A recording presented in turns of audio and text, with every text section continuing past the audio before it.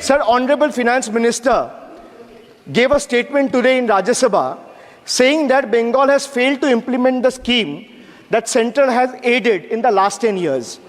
Sir, I challenge the Honorable Finance Minister if she can release the white paper of how many dime, penny or rupees the central government has given to Bengal after its embarrassing defeat in the West Bengal legislative elections in 2021.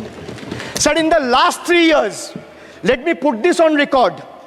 And sir, मैं कुछ बोलूँगा वो सही हो सकता है, आप उसके टिप्पणी करेंगे वो सही हो सकता है, गलत हो सकता है. सर, कागज तो झूठ नहीं कहता है. मैं बस इतना कह रहा हूँ कि 2021 में आपने बंगाल में हारने के बाद आपने मनरेगा के लिए बंगाल में कितना पैसा दिया, और आवास योजना में 2021-22, 22-23, 23-24 फाइनेंशियल वर्ष में आपने अगर साबित कर दिया व्हाइट पेपर रिलीज करके कि 10 पैसा दिया है, 10 पैसा. सर देखिए, मैं व्हाइट पेपर मांग रहा हूं, ये चिल्ला रहे. अरे भैया व्हाइट पेपर दे दो, व्हाइट पेपर दे दो, कहानी खत्म. सर जिसके पास कागज नहीं होगा, सर व्हाइट पेपर मांग रहे हैं, सर व्हाइट पेपर मांग रहे हैं, चिल्ला रहे हैं. इनके पास कागज नहीं है और पूरा देश से कागज मांग रहा है सीए का नाम पे. ये बीजेपी है, ये बीजेपी है. आप बीच बीच में मत टोपिए. Sir, Manrega funds to the tune of 6,913 crore have been forcefully withheld, denying wages to more than 59 lakh workers over the past 3 years. Sir, 11 lakh 36,000 eligible families have been deprived of a roof over their heads as 8,140 crore rupees under PM Awas Yojana have been deliberately halted. Sir, the government withheld the release of over 800 crore under the National Health Mission due to non-compliance and certain color branding guidelines for health and wellness centers, despite other conditions being duly met.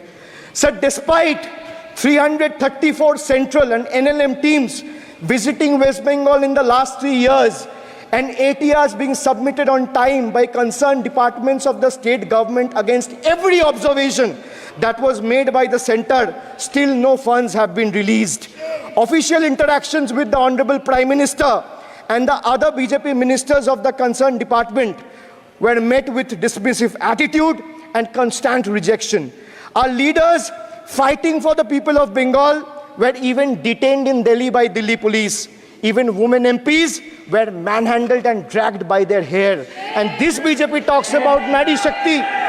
So the finance minister yesterday in a speech proposed flood control initiatives for states like Bihar, Assam, Himachal Pradesh, Sikkim and Uttarakhand, sir. Unsurprisingly, Bengal was once again left out in spite of northern part of Bengal being one of the most worst flood affected areas. Despite 6 out of 8 MPs from PCs that falls under the northern part of Bengal being from BJP, this is the kind of discrimination meted out to our state. I hope people of Jalpaiguri and Alipurduar are watching this and listening to what I'm saying. The finance minister, as long as we stand as people's representative, the rights of Bengal's people cannot be taken away. The state government of West Bengal has already cleared the pending wages of 59 lakh Manrega workers from its own treasury.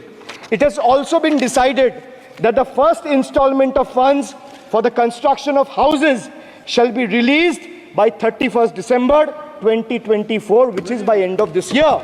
In 2022 and 2023, under the Pathoshri scheme, 26,486 kilometers of rural roads were constructed and repaired, and a financial outlay of 6,448 crore.